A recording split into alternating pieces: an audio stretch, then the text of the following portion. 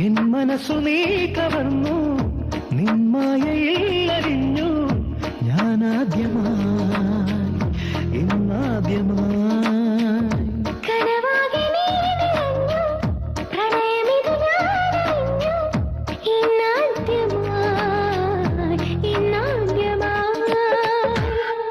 വനശലഭം പോലെ ഞാനും ഒരു പനിമേൽ പൂവായി നീയും പാൽനിലാമേട്ടിലെ കുളിരിലാദ്യമുണരും.